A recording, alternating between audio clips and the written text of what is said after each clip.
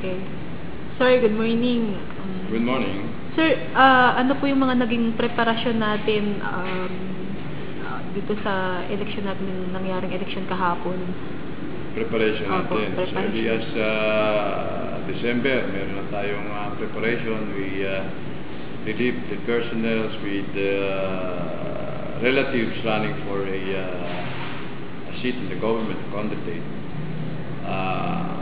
And then last January, inikot na natin yung mga munisipyo and chinek natin yung ating mga personnel kung ready sila sa pagdating ng election, which is happen yesterday. So ito po ang ating mga preparation na ginawa. Chinek muna natin ang ating mga personnel para enough. Kung hindi tayo enough na personnel, tayo po mag-request sa ating regional headquarters for additional or augmentation. Actually, we requested for the augmentation of the Special Action Force. This is a support unit to the PNP kung meron pong talagang extreme emergency or necessities na kailangan na sila ay tumulong para sa atin.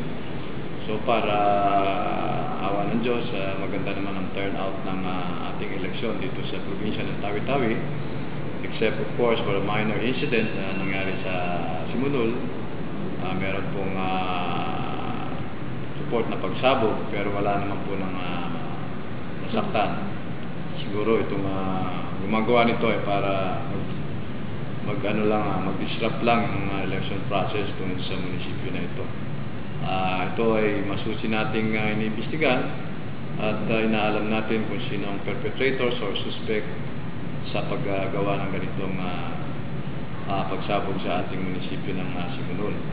Meron din po tayong insidente sa Languyan at South Ubian, sa mga barangay doon, kung saan meron pong mga hindi nagkaintindihan mga politiko at sila ay nagkasakitan, pero hindi naman po sila gumamit ng firearms. Nagsuntukan lang po yata. Pero ito ay madaling naresolbahan ng ating kapulisan dahil po sa kanilang swift action. Ito ay na-resolve agad. So far, yung ating election turnout is generally peaceful. May mga nababalitaan po tayo na mga vote buying dito po sa Tawi-Tawi. Hindi po natin ito dinideny. Meron po tayong report na nakikita, pero nung time na sana natin ay uhulihin, hindi natin makita sa akto yung mga taong gumagawa nito. Dun sa news na sa ARM region, ang Tawi-Tawi daw yung pinakarampad.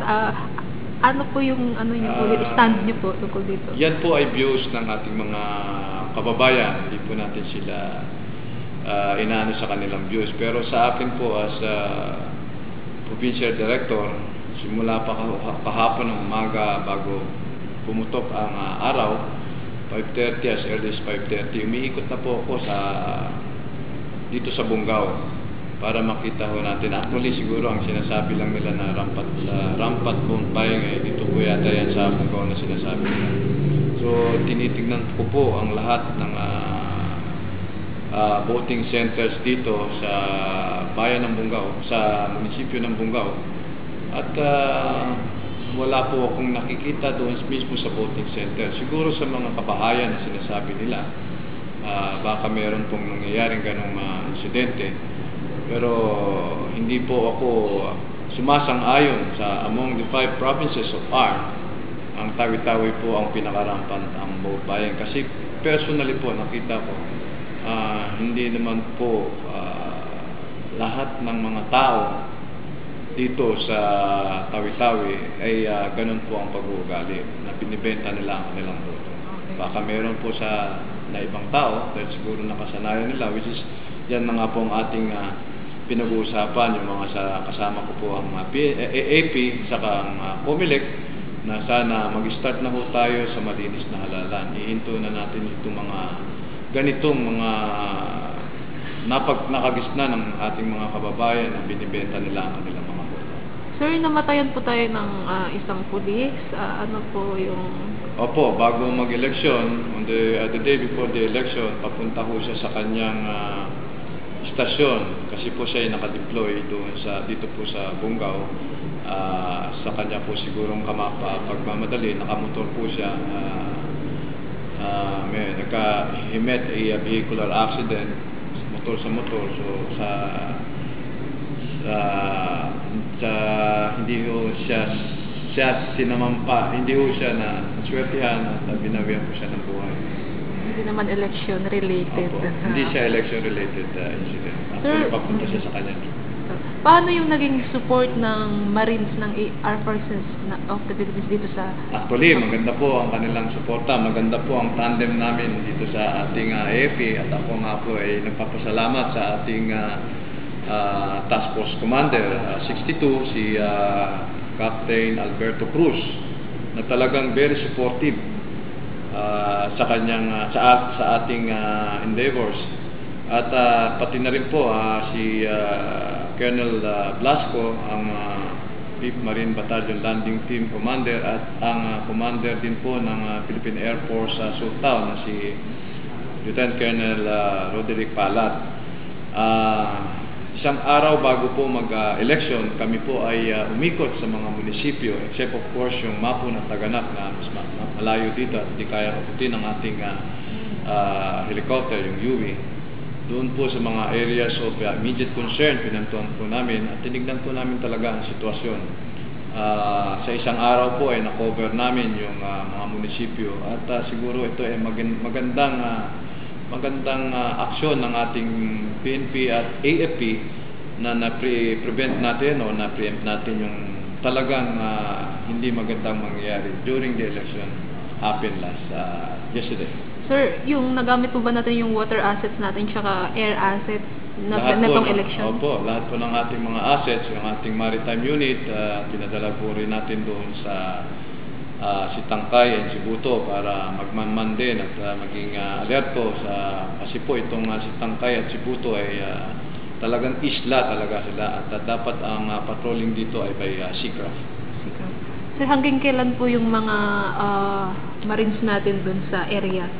Hanggang matapos po yung election counting, mayroon pa hanggang siguro po madeklara na ang mga kandidato kung sino man ang nanalo. At hanggang may balik ang mga PCOS machine dito sa provincial hub. Kasi escortan pa natin sila pagtapos.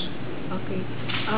May mga initial results na tayo, sir? Meron po. At kung makikita nyo po, may mga resulta na tayo sa lahat ng mga munisipyo. At may trending na rin kung sino ang mga nangunguna sa mga kandidato dito sa ating probinsya ng Tawi-Tawi. Mga anong oras po ito, sir? Ito sa local, palagay niyo po? Sa local, we are expecting na sana matapos bago alas 4 ito. Bago mag-alas 4. Pero yun pa, kasi meron pang mga isang munisipyo na hindi pa kompleto yung pag-retrieve ng tipo. Yung Taganak, sir, hindi ba tayo nagka-problema doon? Sa Taganak, wala naman pong problema. Ayon dito sa aking report, sa report ng ating chief of police doon at ang ating mga electoral officers, hindi naman po sila nagkaroon ng problema as well as in Mapun. Sir, lahat po ba gumamit ng PCOS? Wala po bang nag-manual? Wala kaming na-receive na report na nag-manual. Puro PCOS po machine ang ginamit namin. Okay. Sir, ano po yung final say niyo po? Final statement? Kami po ay nagpapasalamat sa mga kababayan natin dito sa probinsya ng Tawi-Tawi sa pagiging mahinahon. 95% ang overall turnout ng ating election ay generally peaceful. So, ito po ang aming inaasahan. Kaya po kami ng side by side ng ating AFP ay round the clock, 24/7 na nagtatrabaho para ma-prevent po natin, preempt po natin ang hindi ka nais na mangyari during the election day. At ito po ay tagumpay ng bayan. Kami lang po ay instrumento, ang ating gobyerno ay instrumento para sa ikaka-success ng pangyayaring ito. It's another history, a milestone in our history in the Philippines, the national and local election. ang talagang nagwawagi dito ay ang ating mga kababayan sa kanilang pagboboto, right to suffrage, at sa kanilang paghihirap din po na pumila. Nakita ko po kahapon, under the heat of the sun, kahit po mainit, sila po ay pumila para lang nila magampanan ang lang tungkuling bilang mamamayan at mabuting mamamayan ng Pilipinas. Salamat po. Sir, natulog na po kayo? Hindi pa? Natutulog naman, konti. Kasi, maybe after this, we deserve a nice vacation. Anyway, dito lang naman kami sa isla ng Tawi-Tawi. We have a lot of nice island here. Sorry for the Boracay, but I think some of islands here is better than Boracay. Welcome po ba mga media, sir, na mag-cover dito, mag-dokyo? Opo, welcome po. This is a safe area. Hindi katulad ng mga sinasabi nila doon sa Manila, sa NCR, na dito sa Mindanao ay delikado. Mali po yun. Dito sa Tawi-Tawi, everybody is welcome. Sa ating paghahanda, ang ating mga militar at ang ating mga pulis, para mapatahimik natin ang ating probinsya ng Tawi-Tawi. Pwede po kayo pumunta rito, you are safe and secure. You're a witness sa beauty ng Tawi-Tawi, sir. Ano po bang meron ang Tawi-Tawi? Masagana po ito. They are rich in nature. The islands of Tawi-Tawi, there's a lot of potential beaches here na tourist destination. Okay. Nandito rin po ang the Sheikh Maktoum, where the Islam religion yung unang Islam religion dito sa Simunol po yun. It was discovered 1382, since 1382. Imagine, mas nauna pa siya sa discovery ng Pilipinas. Na-introduce ang Islam religion. Dito po yan sa isla ng Tawi-Tawi. And that place is very historical. Marami pong napupunta doon. At kung mapapansin nyo po, siguro makikita nyo sa internet, yung Budbungaw. Yung yes, sir. Bungaw Peak. Maganda pong akyatin yun, maganda sa health, maganda at marami po tayong makikita doon. Hindi lang po yung mga nature, hindi lang po yung mga monkeys, may makikita. Pag nakaakyat na po kayo sa taas, makikita nyo na po ang buong probinsya ng Tawi-Tawi. Is it true, sir, na kailangan magdala ng maraming saging? Oo. Kung gusto nyo ipakainin at lumabas yung mga unggoy para kayo magpakuha ng picture, pwede po kayo, dapat po magdala kayo ng saging kasi alam nila, sanay na po itong mga hayop, mababait na hayop natin, hindi po sila nananakit. Ang alam lang nila pag may dumating na tao ay may dalang mga pagkain at sila ay pinapakain. Okay, sir. Thank you so much, sir.